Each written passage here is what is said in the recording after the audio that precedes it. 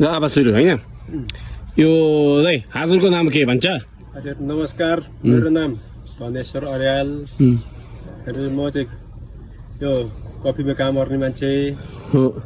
तपाईको काममा कुन काम गर्नुहुन्छ यो फार्मर्स पासममा? म चाहिँ यहाँको बिरुवा लगाउने, बिरुवा बनाउने, अनि बिरुवाको फल टिप्ने, अनि यसको गोडमेल गर्ने, त्यो चाहिँ सबै गरिसकेपछि मोलजल गर्ने, अनि त्यसपछि यसमा चाहिँ पानी नभएको बेलामा पानी हाल्ने, अनि तपाईँको यसको तलबाट लिएर सबै चाहिँ यो साफ गर्ने, अनि यो कसरी चाहिँ यो बिरुवा राम्रो हुन्छ भनेर त्यसको हेरविचार गर्ने। अनि तपाईँको चाहिँ यो बिरुवा राम्रो भयो भने फल पनि राम्रो दिन्छ। अनि तपाईँको फल राम्रो दिन्छ, फल राम्रो भने बजार राम्रो पाउँछ।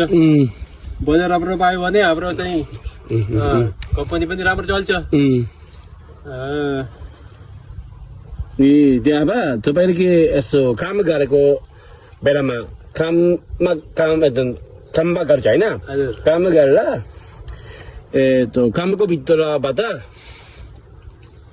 खुसी हुने बेला छ कि छैन? धेरै खुसी हुने बेला छ। के हो? धेरै खुसी हुन्छ। तपाईँको यस कामको बाट चाहिँ हामीले आफ्नो परिवार पाल्न सकिन्छ। आफूले चाहिँ नि रोजगार पाइरहेको छ। हामीले चाहिँ काम गर्न पाएकोमा धेरै खुसी लागेको छ। त्यसले गर्दाखेरिमा चाहिँ हाम्रो जीवन निर्वाह पनि राम्रो चलिरहेको छ यस कामबाट। अनि अरू चाहिँ हामी चाहिँ बाहिर जानु पर्दैन।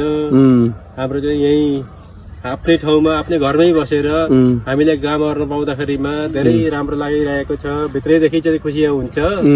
त्यसले गर्दाखेरिमा चाहिँ अझै यो चिजलाई हामीले चाहिँ नि राम्रो तरिकाले चाहिँ नि गऱ्यो भने अझै चाहिँ धेरै खुसीहरू मिल्छ के तपाईँले के त्यो कफीको कामको हामीको फार्मर्स पासन अर्को काम पाइन्छ होइन?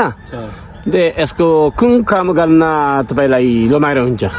हामीलाई धेरै जस्तो कफीको काम गर्दा धेरै रमाइलो हुन्छ। ओहो, किन?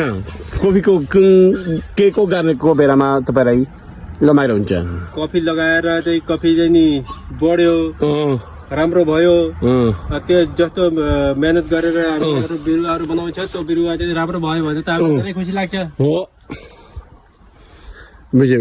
यो लास्टको क्वेसन हो दाइ। लास्टको क्वेसनमा अब फार्मर्स पासममा काम गर्दा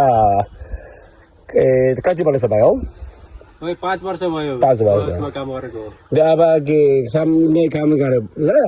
अब पछि 5 वर्ष सिद्धियो पछि अब के यो फार्मर्स पासममा बसेर के गर्न मन लाग्छ? सपना, इच्छा भनिदिनु।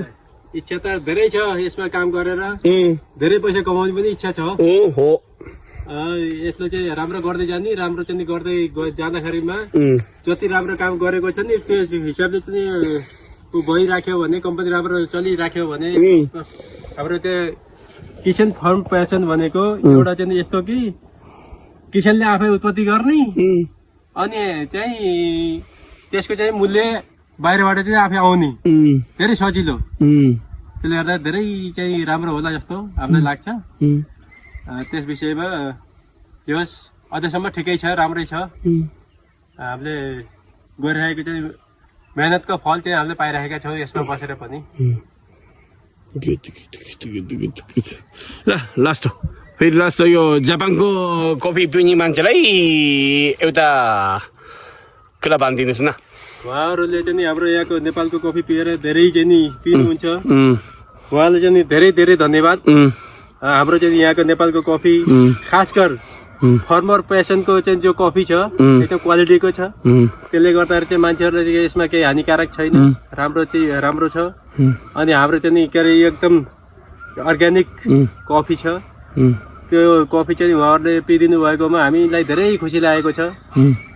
अघि पनि अहिले आजसम्म त पिइराख्नु भएको छ, अघि पनि पिइराख्नु होला भन्ने हाम्रो चाहिँ अनुरोध छ। ल सबैजना बाई बाई।ハイロは出稼ぎから村に戻ってきた時、働く場所がなくて困っていました。家での農作はもちろんですが、自営で養鶏場をやったり、悪戦苦闘していたのを近くで見ていました。自分でもいろいろ挑戦してきた人です。でも安定した仕事にはなかなかつながりませんでした。長く海外で過ごしたので、家族のそばで働きたい、自分の村で生きていきたい、そう思った彼はどうしようかとラジさんのところに相談に訪れました。カイロはちゃんと考えて働き、寡黙にコツコツ作業できる人なので、僕らとしては大歓迎でした。それ以来一緒に働くことになりました。ここはまだ発展途中の現場です。それでも彼は年齢を重ねてから新しい場所に身を置く決断をしました。普段は寡黙で黙々と働く人。お酒は弱いけれど年に数回は一緒に飲みます。飲むと人が変わったようによくしゃべります。それがまた楽しい。次のツアーで一緒に飲むのが楽しみです。この世代にしては子だくさんのカイロは今3人の父親です。コーヒーはラテアートや焙煎など目立つ作業が多いですが、木の世話が好きだと言ってくれる優しい人が携わってくれることがコーヒー作りには大切なことです。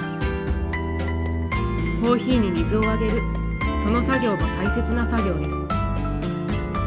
目立たなく現場の声が届きにくい農園でのそういった様子もこれから YouTube でアップしていきたいです。